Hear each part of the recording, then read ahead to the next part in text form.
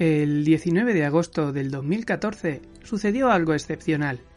La reina Isabel II de Inglaterra, que en paz descanse, proclamó finalmente el indulto póstumo a Alan Turing, que nació en 1912 y murió en el 54, y que fue condenado en 1952 por mantener relaciones homosexuales.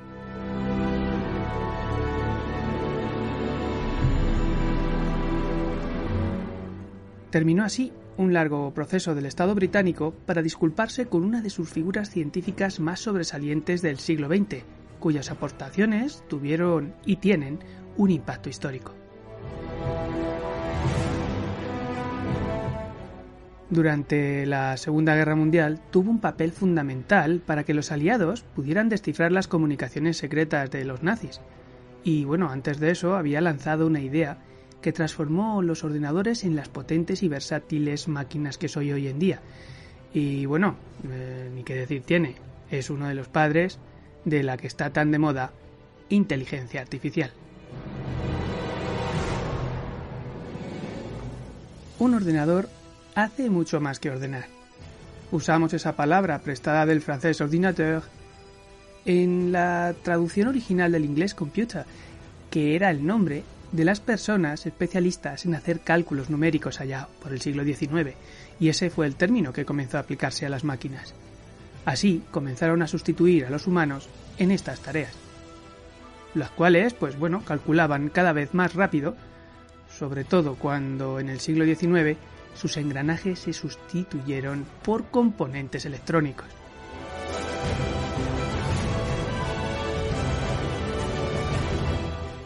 Sin embargo, los primitivos ordenadores tenían el inconveniente de que se construían para resolver un problema determinado, y si se quería usarlos para otro fin, pues había que cambiar los circuitos. Y esto fue así hasta que en 1936 un estudiante inglés, Alan Turing, pensó en una computadora que resolvería cualquier problema, siempre que ese problema pudiera traducirse a expresiones matemáticas y luego reducirse a una cadena de operaciones lógicas con números binarios, en las que solo cabían dos decisiones, verdadero o falso.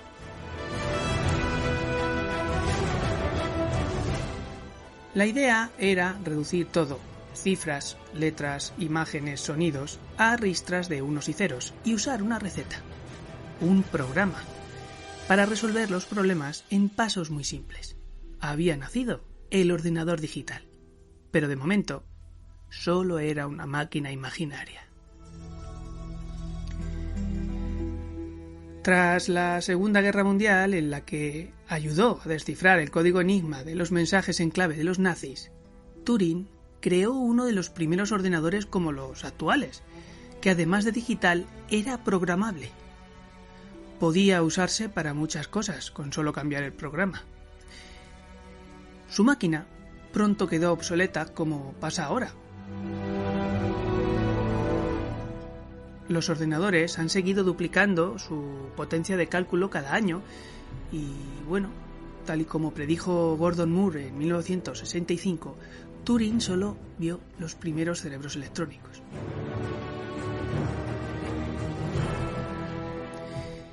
Él creía que los ordenadores sí podrían llegar a pensar y, con el programa adecuado, hacer cosas como chatear sin que pudiéramos ser capaces de distinguir si es una persona o un ordenador. Todavía nadie ha conseguido crear un programa que supere esta prueba. Esta prueba se llama el test de Turing.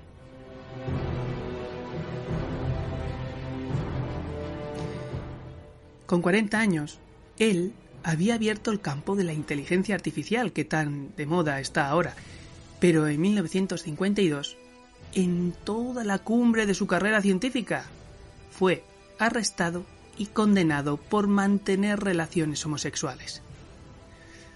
También se le denegó el acceso a las instalaciones de Bletchley Park y el Centro Criptográfico del Reino Unido, en el que Turing trabajó durante la Segunda Guerra Mundial.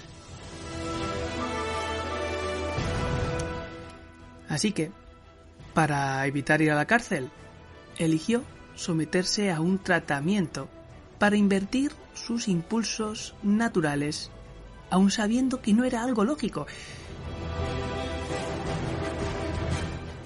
2 años más tarde de iniciar esa supuesta cura por castración química, Alan Turing tomó una decisión mucho más compleja, para la que sus genes no lo habían programado. Se suicidó el 7 de junio de 1954. Y eso es lo que determinó la investigación policial. Según la autopsia, la causa de la muerte fue envenenamiento por cianuro, y junto con su cuerpo fue hallada una manzana mordida. Así que los investigadores concluyeron que Turing había inyectado cianuro en la manzana antes de morderla, pero la manzana, curiosamente, nunca se llegó a analizar, por lo que deja abiertas otras posibilidades, como por ejemplo la inhalación accidental de vapores de cianuro que al parecer Turing estaba usando para un experimento en su habitación. Si hay dudas sobre el suicidio de Turing, mucho menos claro está que decidiera acabar con su vida debido a la condena y al tratamiento de castración química que había finalizado un año antes de su muerte. Y tampoco hay ningún dato que confirme que la manzana mordida del logotipo de la compañía Apple, que volvió a revolucionar la informática en los años 70, sea un homenaje a Turing. La coincidencia de las franjas arcoíris del logo original de Apple con la bandera gay alimenta también esa hipótesis.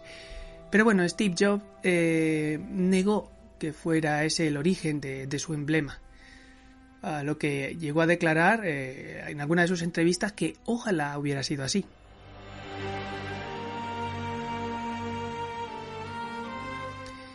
Pero bueno, el verdadero homenaje vino de sus colegas, ya que en 1966 conceden el premio Turing, un equivalente como el Nobel de la Informática o los Oscars del cine, y bueno, a finales del siglo XX el reconocimiento de la figura de Turing pues comenzó a ser mucho más generalizado.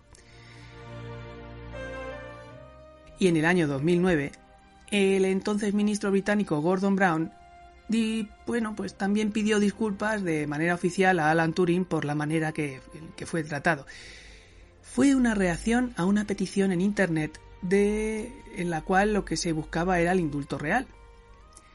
Pero bueno, las diferentes reticencias políticas iniciales y la complejidad de los trámites, pues retrasaron esa medida para restablecer el honor de Turing.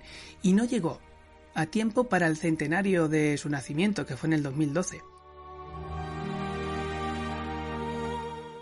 Pero bueno, al final lo importante es que el indulto real llegó en agosto de 2014, y cuando hablamos de real nos referimos a la realeza, con el propósito de que a Turing pues se le recuerde por sus contribuciones durante la Segunda Guerra Mundial y no por su posterior condena criminal.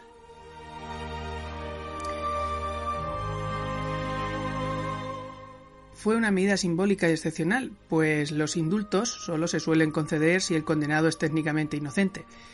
Así, el decreto real de Isabel II puso en marcha otro decreto, en febrero del 2015, en el cual la familia de Turing pidió el indulto póstumo para los otros casi 50.000 hombres condenados en Gran Bretaña por su homosexualidad, que fue un crimen en ese país desde 1885 a 1967.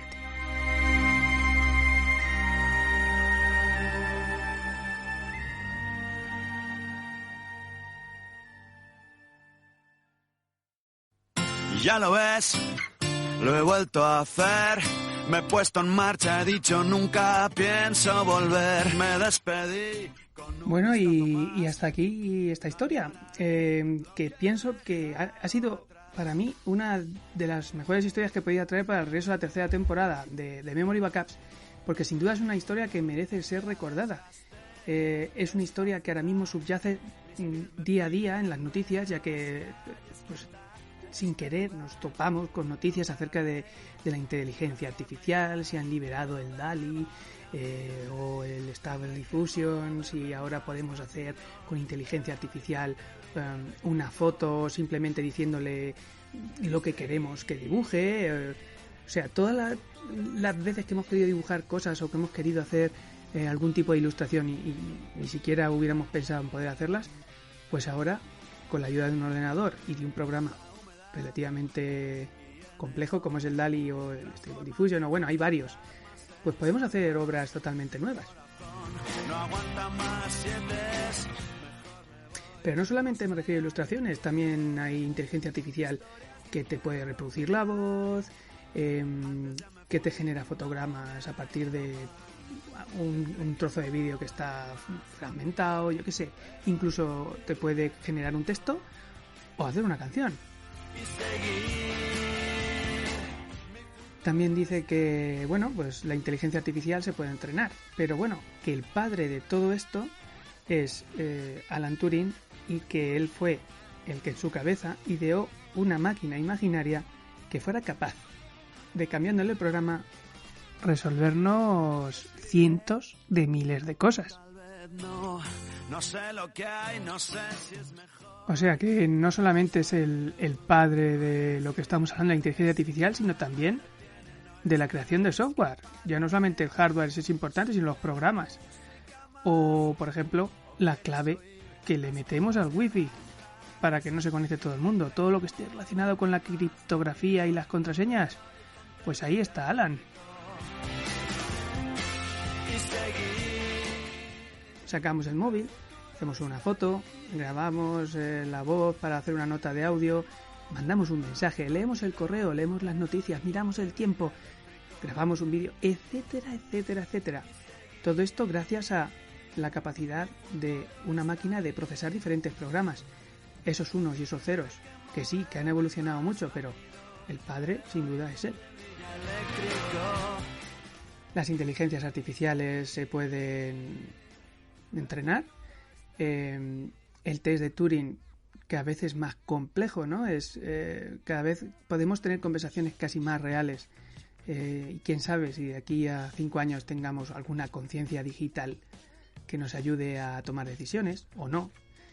Y ya no estamos hablando de Alexa o de otro tipo de aparatos electrónicos que hacen el día a día, sino te estoy hablando de lo más sencillo, como puede ser, por ejemplo, encender la tele o, yo qué sé, poner una alarma, a lo más complejo como podría ser esta inteligencia artificial.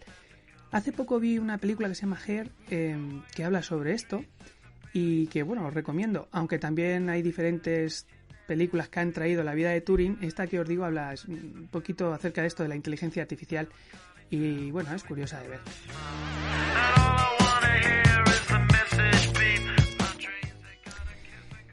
Y sin más, bueno, pues hablar un poquito de lo que supuso para Turing el ser feliz.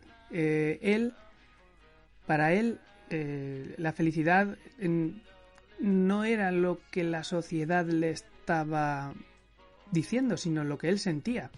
Él amaba a una persona del mismo sexo y por eso le condenaron. Y fijaros que fue sin duda una persona determinante en la Segunda Guerra Mundial. Quizás eso le salvó la vida al principio, pero luego lo de la castración química me pareció algo, vamos, ni indulto ni nada, la verdad.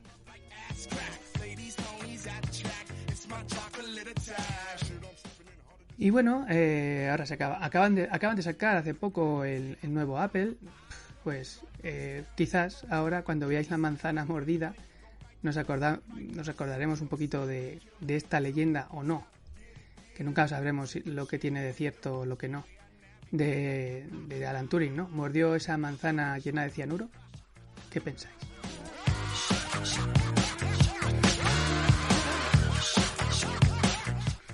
Bueno, y a partir de ahora, pues bueno, en el mes del orgullo, que no solamente se trata de bailar sobre carrozas en pantalones cortos y dorados, o ondear banderas de arcoíris, sino también pues recordar a todas estas personas, y como por ejemplo Alan Turing, y que bueno, realmente esto no es ni más ni menos que celebrar que todo el mundo tiene derecho a ser feliz y amar a quien quiere amar, y luego bueno, pues cada uno pues contribuye a la sociedad de una manera o de otra, pero la felicidad no te tiene que decir nadie a quién tienes que amar o de qué sexo tiene que ser.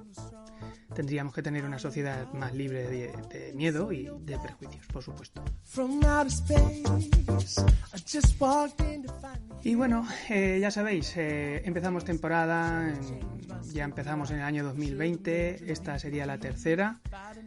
Agradeceros que estéis al otro lado, aguantando la perorata. Yo sé que yo hablo muchísimo, pero bueno, agradecido, de verdad, en serio. Y bueno, si vosotros tenéis una historia o algo, algún personaje, algún trozo de alguna película que queráis, bueno, pues esto hace relación a esto, lo que sea, cualquier cosa que se os ocurra que merezca ser recordada y que nosotros podamos guardar en esta humilde cápsula temporal, pues no tenéis más que poneros en contacto conmigo, pues a través del correo de memorybackup@gmail.com.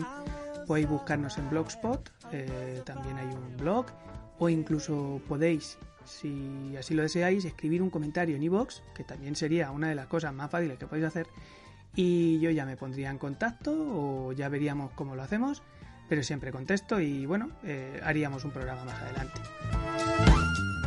Así que bueno, sin más, comenzamos tercera temporada.